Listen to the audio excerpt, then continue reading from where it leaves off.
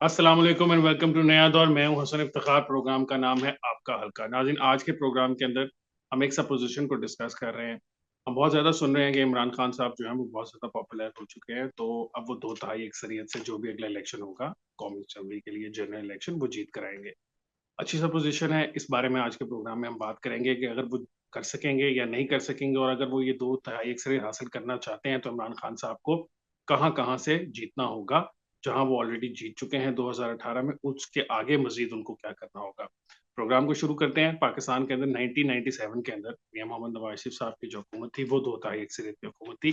दो तिहाई अक्सरियत का फायदा ये आपको होता है कि कौमी असम्बली के अंदर आपकी इतनी तादाद हो जाती है कि आप जो कानून साजी भी करना चाहें वो कर सकते हैं। इवन आईनी तरमीम जो है, आइन के अंदर जो कॉन्स्टिट्यूशनल अमेंडमेंट्स हैं, उसके लिए भी दो तिहाई अक्सरियत की जो जरूरत होती है, अगर एक सियासी जमात के पास वो अवेलेबल हो तो वो तमाम जो मसाइल हैं वो हल कर सकती है। लेकिन क्या ऐसे होता है, मसाइल हल होते हैं या नहीं, ये तो एक अलहदा बात है। जब मियां मोहम्मद वाशिद साहब के पास दो तिहाई अक्सरियत थी, तो उस वक्त उन्होंने जो कानून साजी की, अगर हम उसको एग्जाम्पल के तौर पर देखें तो मेरा ख्याल है कि शायद दो तिहाई अक्सरियत कोई इतनी अच्छी चीज नहीं होगी, क्योंकि फिर पॉलिटिकल पार्टीज जो हैं वो शायद डेमोक्रेटिक जो नॉर्म्स हैं उससे हटकर ऐसी कानून साजियों की तरफ चली जाती हैं कि जो डिक्टेटरशिप की तरफ चला जाता है।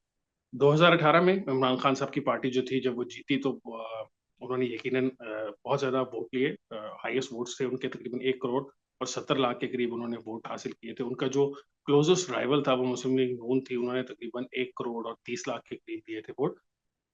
40 लाख का ये वोट का डिफरेंस था। तकरीबन 6% के करीब का वोट का परसेंटेज में दोनों का डिफरेंस था। सीट्स इमरान खान साहब ने जनरल इलेक्शन में जो डायरेक्टली इलेक्टेड जीती थी वो 117 सीटें थी, 117। अच्छा, 272 का हाउस होता है जो डायरेक्टली इलेक्ट होता है, फिर उसके अंदर 60 सीट्स जो होती हैं वो खवातीन की होती हैं, और उसके अंदर 10 सीट्स जो होती हैं वो माइनॉरिटीज की होती हैं, जो कि फिर प्रोपोर्शनल रिप्रेजेंटेशन के हिसाब से दी जाती हैं। खवातीन की जो सीट्स और माइनॉरिटीज की सीट्स हैं, उनकी जो डिवीजन है वो सूबों के हिसाब से होती है। तो तकरीबन हर सूबे के लिए मुख्तलिफ खवातीन की सीट्स होती हैं, और फिर उस सूबे के अंदर से कौमी असम्बली की जो सीटें उनकी जीतने का जो प्रोपोर्शन निकलता है उसके तहत वो मिलती हैं। तो हम सिर्फ अपने आप को जनरल इलेक्शन तक ही रखेंगे, क्योंकि ऑब्वियसली बाकी जो सीट्स हैं वो उसी इलेक्शन के प्रोपोर्शन में निकलती हैं। 117 सीटें इमरान खान साहब को चाहिए थी। 272 के हाउस में उन्होंने हासिल, एक सॉरी 117 सीटें उन्होंने 2018 में हासिल की थी, 272 के हाउस में। ये तकरीबन 42% जो सीट्स थी उनको सिंपल मेजोरिटी यानी कि 50% सीट्स के लिए अब जब इलेक्शन होगा, क्योंकि नई जो डिलिमिटेशंस हो रही हैं उसके अंदर कौमी असेंबली की सीटें भी कम हो गई हैं। 6 कम हुई हैं कौमी असेंबली की सीटें। अभी तक की जो डिलिमिटेशंस की रिपोर्ट है, ऑब्वियसली फाइनलाइज अभी वो नहीं हुआ और अनाउंसमेंट नहीं हुई इलेक्शन कमीशन की तरफ से, लेकिन जो प्रिलिमिनरी सारा कुछ वो देखने में आया है उसके अंदर 6 सीटें कम हुई हैं। 272 से 266 चली जाएंगी अगले इलेक्शन के अंदर डायरेक्टली इलेक्टेड सीट्स। 6 सीट्स कहाँ से कम हुई हैं? ये 6 सीट्स कम हुई हैं फाटा का जो मर्जर हुआ है खैबर पख्तूनख्वा में, उसके बाद फाटा जो प्रीवियसली था उसकी जो 12 सीट्स थी, और जो खैबर पख्तूनख्वा की अपनी सीट्स थी 39, वो मिलाकर जो 51 का नंबर बनता था, अब वो अगले इलेक्शन में हो गया है कम, 45 रह जाएंगी। अच्छा जी, अब शुरू करते हैं। खैबर पख्तूनख्वा से शुरू कर लेते हैं। खान साहब का स्ट्रॉन्ग होल्ड था 2018 के अंदर। खैबर पख्तूनख्वा के को अगर हम डिवाइड कर लें, तो अगर हम मालाकंड को देखें तो वहां पे 10 कौमी असेंबली की सीट्स थी, 8 जो थी वो पाकिस्तान तहरीक इंसाफ जीत गई। उसके बाद अगर हम आते हैं खैबर पख्तूनख्वा के अंदर, हजारा का जो इलाका है, डिस्ट्रिक्ट तो खैर नहीं, वो डिवीजन जो है, उसमें तकरीबन 7 कौमी असेंबली की सीटें थी, और 3 जो थी वो पाकिस्तान तहरीक इंसाफ जीत सकी। तो मेरा ख्याल है पूरे खैबर पख्तूनख्वा के अंदर अगर कहीं 2018 में पाकिस्तान तहरीक इंसाफ कमजोर नजर आई, तो वो ये हजारा रीजन था। अगर उन्होंने दो तिहाई अक्सरियत हासिल करनी है अगले इलेक्शन के अंदर, तो उनको इस रीजन के अंदर मेहनत करने की जरूरत है। उसके आगे है फिर पेशावर का जो एरिया है, पेशावर वैली है, उसमें चारसदा, मुल्तान और ये सारी जो कौमी असेंबली की सीटें हैं ये आती हैं। 14 सीटें, 14 सीट्स हैं टोटल इस इलाके की जो हैं, और उसमें से 13 सीट्स जो हैं वो तहरीक इंसाफ जीती हुई है। तो ऑब्वियसली पेशावर वैली और जो सारा उसका मुल्क का इलाका है वो 2018 में तो पाकिस्तान तहरीक इंसाफ का बहुत स्ट्रॉन्ग होल्ड नजर आया। इसी तरह सदन का खैबर पख्तूनख्वा में जब हम जाते हैं, तो वहां की जो 8 कौमी असेंबली की सीट्स हैं उसमें से 6 जो हैं वो पाकिस्तान तहरीक इंसाफ ने 2018 में जीती थी। साथ साथ ही इसी के मैं फाटा की भी बात कर लेता हूँ। 12 फाटा की सीट्स थी, 6 तहरीक इंसाफ ने जीती। तो अगर हम ये कुल देखें, तो ये जो नंबर है पाकिस्तान तहरीक सॉरी पाकिस्तान तहरीक इंसाफ का, जो खैबर पख्तूनख्वा और फाटा को मिलाकर है, ये तकरीबन 36 का नंबर बनता है, जो कि उसके टोटल 51 में से 36 सीट्स जो थी वो पाकिस्तान तहरीक इंसाफ ने हासिल की। काफी ज्यादा स्ट्रॉन्ग था। अब अगर खैबर पख्तूनख्वा की 6 सीट्स कम हो जाती हैं तो खान साहब को यही 36 प्लस ऐड करने के लिए शायद मजीद मेहनत करनी पड़ेगी, क्योंकि ऑब्वियसली वहां पर मुत्तहिदा मजलिस अमल भी है, ANP भी है, मुस्लिम लीग नून भी है, कई हज़ारा के इलाकों में पाकिस्तान पीपल्स पार्टी भी सीट जीती हुई है। तो वहां पर ये देखने की जरूरत है। खैबर पख्तूनख्वा से हम आगे आते हैं इस्लामाबाद में। 2018 के अंदर 3 की 3 सीटें जो थी इस्लामाबाद की, वो कौमी असम्बली की पाकिस्तान तहरीक इंसाफ जीत चुकी है। तो ऑब्वियसली इसमें आपको इम्प्रूवमेंट की गुंजाइश नहीं है। इम्प्रूवमेंट मैं आपको बताता चलूं इसलिए कह रहा हूँ क्योंकि 117 से 166 का जो नया फिगर आया है, 266 का सॉरी, जो कौमी असम्बली का नया फिगर आया है, उसमें 2/3 अक्सरियत हासिल करने के लिए 177 फुल सीट्स की जरूरत होगी डायरेक्टली इलेक्ट हुई भी खान साहब को। जिसके अंदर से अगर हम ये देखें कि 2018 में उन्होंने 117 जीती थी, तो तकरीबन 60 मजीद सीटें उन्होंने जीतनी है इस इलेक्शन के अंदर 2/3 अक्सरियत हासिल करने के लिए। वो 60 सीट्स कहाँ से निकलेंगी? खैबर पख्तूनख्वा में वो ऑलरेडी ही बहुत ज्यादा स्ट्रांग हैं, तो क्या वो वहां से कोई नई सीट निकाल पाएंगे या नहीं, ये तो सवाल है। मेरे वैसे पर्सनल ख्याल में मुश्किल होगा उनके लिए अपनी जो 2018 की परफॉर्मेंस है उसको इम्प्रूव करने के लिए। शायद इक्का दुक्का सीट जो है वो अगले इलेक्शन के अंदर उनकी कम ही हो जाए, क्योंकि ऑब्वियसली लोकल इलेक्टोरल पॉलिटिक्स का की वजह है, खान साहब खुद तो हर हल्के में नहीं खड़े हो सकते। अब हम आते हैं इस्लामाबाद से बाहर निकल कर पंजाब के अंदर। पंजाब का जो नॉर्थ पंजाब का रीजन है, उसकी कुल सीटें थी 13, जिसमें से पाकिस्तान तहरीक इंसाफ जो है वो 9 जीती। उसके बाद फिर हम आते हैं नॉर्थ पंजाब की तरफ। नॉर्थ पंजाब के अंदर 82 कुल सीट्स थी, जिसमें से 27 सीट्स जो थी, सॉरी मैं गलत कह गया, नॉर्थ पंजाब के अंदर 13 थी जिसमें से 9 जीती पाकिस्तान तहरीक इंसाफ ने। और सेंट्रल पंजाब में 82 कुल सीटें हैं, जिसमें से 27 सीट्स जो है वो पाकिस्तान तहरीक इंसाफ ने 2018 में जीती थी, और 50 जीती थी मुस्लिम लीग नून ने। अब ये सेंट्रल पंजाब का जो बेल्ट है, ये गुजरांवाला वाला, सियालकोट, नारोवाल और उसके आगे चलता हुआ ये जेलन तक, GT रोड तक जाता है। ये वो स्ट्रॉन्ग होल्ड है पाकिस्तान मुस्लिम लीग नवाज का, नीचे साहिवाल से लेकर, जो कि बड़ा पॉलिटिक्स से फिगर लगता है बाकी उनके जब मुल्क भर के हम उनकी परफॉर्मेंस देखते हैं तो उसके मुकाबले में। तो यहाँ पे उनको मजीद काम करने की जरूरत है। गुजरांवाला में वो कोई सीट नहीं जीत सके थे, वहां पे काम करने की जरूरत है। मैं बताता चलूँ, इसी सेंट्रल पंजाब के अंदर फैसलाबाद भी है, जहाँ पे 2018 में पाकिस्तान तहरीक इंसाफ ने तकरीबन स्वीप किया था, लेकिन उसके बावजूद भी सेंट्रल पंजाब की 50% जो सॉरी 50 जो सीट्स हैं वो, और 50% से ज्यादा वोट जो है वो मुस्लिम लीग नून के साथ है। सेंट्रल पंजाब से आगे चलते हैं साउथ पंजाब की तरफ। 46 टोटल सीट्स हैं, 25 ऑलरेडी पाकिस्तान तहरीक इंसाफ के पास हैं। ये ऑब्वियसली जब नया सूबा महाज जो था, जनूबी सूबा महाज, उसकी मिलाकर और ये सब मिलाकर 25 है। 11 थी यहाँ मिली थी मुस्लिम लीग नून को। तो पाकिस्तान तहरीक इंसाफ को शायद यहाँ साउथ में भी मजीद काम करने की जरूरत है, क्योंकि अगर वो 2/3 अक्सरियत हासिल करना चाहते हैं तो यहाँ से सीट्स भी निकल सकती हैं। इसके बाद पंजाब के बाद हम चलते हैं सिंध के अंदर। सिंध के अंदर अगर मैं आपको बताऊं तो सिंध की जो टोटल सीट्स हैं उसके अंदर अर्बन और जो रूरल डिवाइड है वो इस तरह है कि जो अर्बन सिंध है उसके तकरीबन 24 कौमी असम्बली की सीट्स हैं। इसी के अंदर कराची और हैदराबाद के जो अर्बन एरियाज हैं बड़े, उनको आते हैं। और जो रूरल सीट्स हैं वो 37 है। 2018 के अंदर पाकिस्तान तहरीक इंसाफ ने अर्बन सिंध में तो बहुत अच्छी परफॉर्मेंस दिखाई। उनकी 24 में से तकरीबन 14 सीट्स जो थी, 14 सीटें वो पाकिस्तान तहरीक इंसाफ ने हासिल की।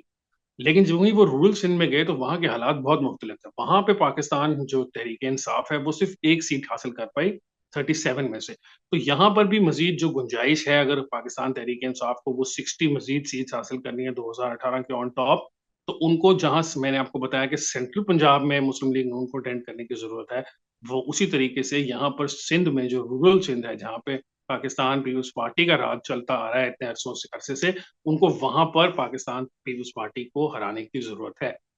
जो सैलाब है, शायद उन्होंने इमरान खान साहब को एक ऐसा मौका प्रोवाइड कर ही दिया हो कि यहाँ पर अगर इमरान खान साहब की सियासी जमात अच्छा काम करती और इन सैलाब मुतासरीन की मदद सही तरीके से शायद प्लान करके कर ली जाती, तो शायद यहाँ पर वो ज्यादा वोट हासिल कर सकते थे। पीपल्स पार्टी का जो एक बहुत बड़ा वोट बैंक था उसको काफी नुकसान पहुंचाया है इस सैलाब ने।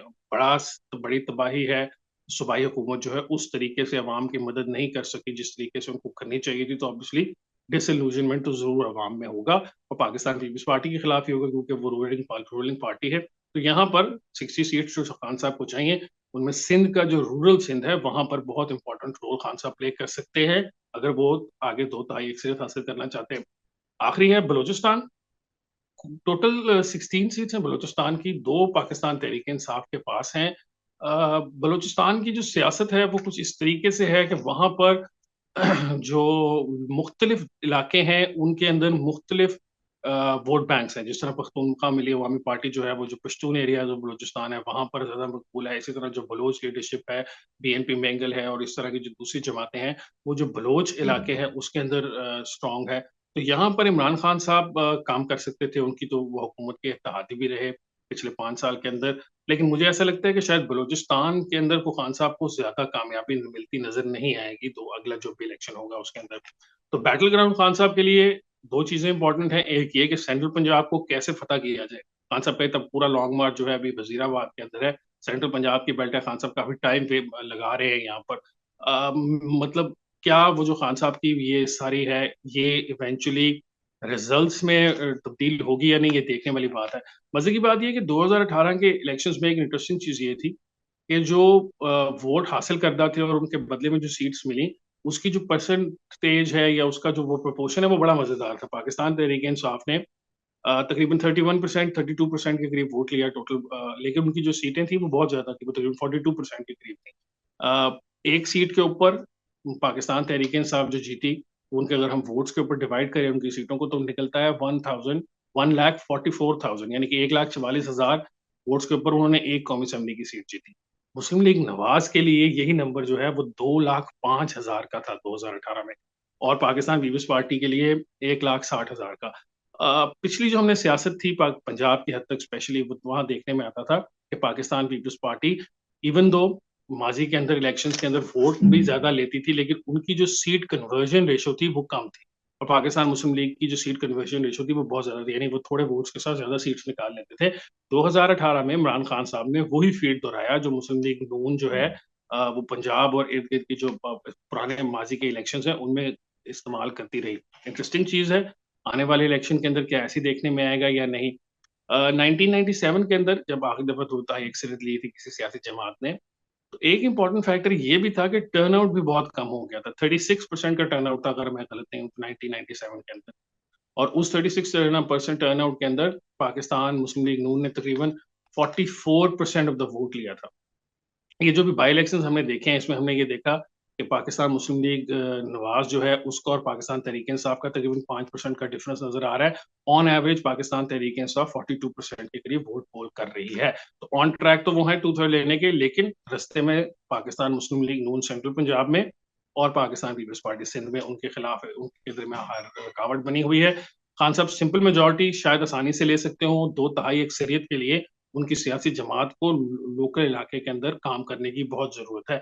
क्योंकि हमने ये भी देखा बाई इलेक्शंस के अंदर कि जो कई सीट्स जो पाकिस्तान तहरीक-ए-इंसाफ ही की थी, वो पाकिस्तान तहरीक-ए-इंसाफ हारी भी। और खान साहब अगर खुद जीते बहुत सारी सीटों से खुद खड़े होकर, तो कौमी असेंबली का जब जनरल इलेक्शन होगा, तो उसके अंदर एक खास तादाद से ज़्यादा इमरान खान साहब सीट्स पर नहीं खड़े हो पाएँगे, क्योंकि जो अगर वो जीत भी जाएँगे, तो गवर्नमेंट फॉर्मेशन के अंदर उन सीट्स की उनको मदद नहीं मिलेगी, क्योंकि जब वो हलफ उठाएँगे तो वो सिर्फ एक सीट से ही उठाएँगे और वो जो बाकी जो सीट्स होंगी वो हारी हुई वापस चली जाएँगी। 2018 में भी खान साहब के साथ वैसे ऐसे ही हुआ था।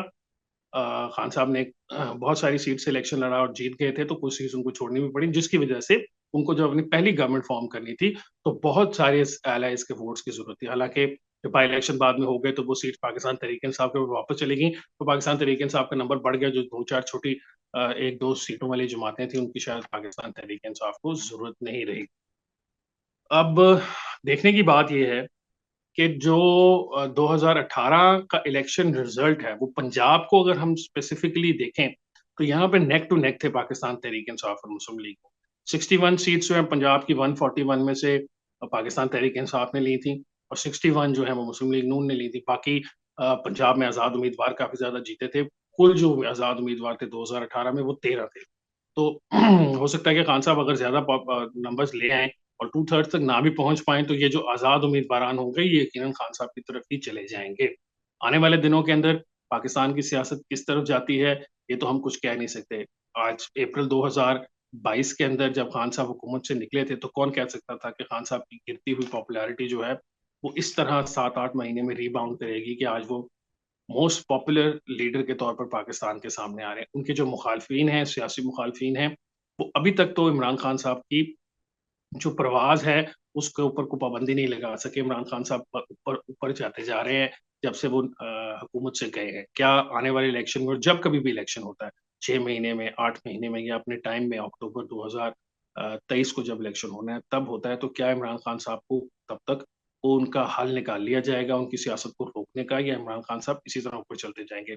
सारी इंपॉर्टेंट बातों के बाद में आखिरी बात आपको ये बताना चाहता हूँ कि खान साहब एक अनप्रेडिक्टेबल आदमी हैं, इसमें कोई शक नहीं है। और उनका जो तरीका है अवाम के साथ राब्ते का, वो सोशल मीडिया के थ्रू हो या जिस तरीके से भी हो, वो एक ऐसा उन्होंने चैनल बना लिया है अपने वोटर्स के साथ, कि इमरान खान साहब की कोई बात भी हो, उनका वोटर लब्बैक कहता हुआ बाहर निकलेगा। बाय इलेक्शंस में जहाँ पर भी हमने देखा कि वोटर टर्नआउट कम था, वहाँ पर पाकिस्तान तहरीक-ए-इंसाफ का वोटर फिर भी घर से बाहर निकला।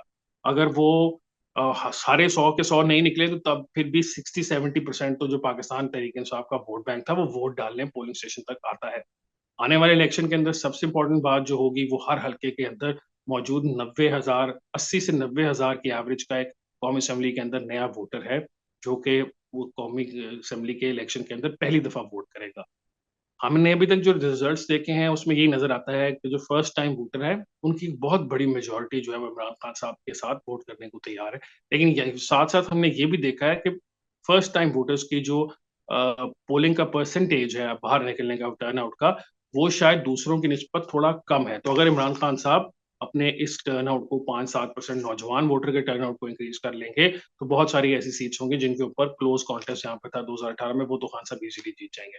लेकिन बहुत सारी ऐसी सीट्स भी होंगी जहाँ पर बहुत डिफरेंस है इमरान खान का और उनके मुखालिफिन का, जो सियासी जमात के हैं।